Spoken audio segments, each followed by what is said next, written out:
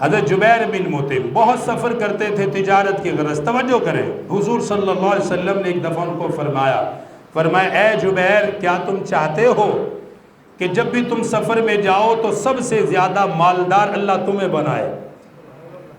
جب بھی تم کمائی کے لیے جاؤ تو کیا چاہتے ہو کہ سب سے زیادہ نفع اللہ تجھے دے؟ فرمایا جی بالکل چاہتا ہوں. فرمایا کیا نفع چاہتے ہو؟ جی بالکل چاہتا ہوں. سفر کا امن چاہتے ہو؟ جی بالکل چاہتا ہوں. اپنے مال میں اضافہ چاہتے ہو؟ بالکل چاہتا ہوں. یا رسول اللہ بتائیے مجھے کیا کرنا ہے؟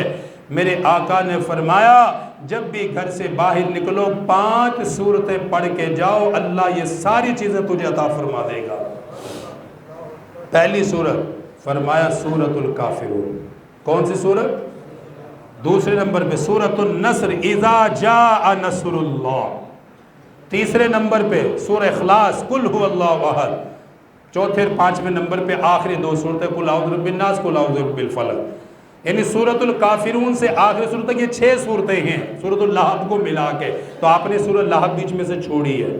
یعنی سورۃ الکافرون سے قل اعوذ برب الناس تک 6 صورتیں ہیں یہ آخری.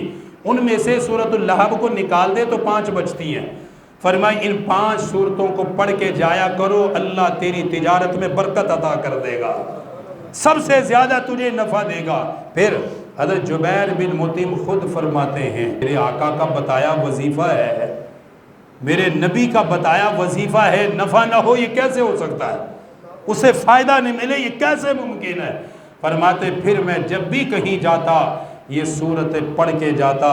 فرماتے سارے قافلے میں اللہ نے سب سے زیادہ مال مجھے عطا فرمایا. پھر میں جہاں بھی گیا مجھے امن ملا, جہاں بھی گیا سکون ملا, جہاں بھی گیا میرے تجارت میں نفع ہوا, جس سفر پہ بھی روانہ ہوا میرا مقصد پورا ہوا, مجھے کامیابی ملی, کبھی ناکام نہیں ہوا. جانے سے پہلے 5 صورتیں پڑھ کے جاتا, اللہ میری ہر مراد کو پوری فرما دیتا تھا. پڑھو گے انشاءاللہ.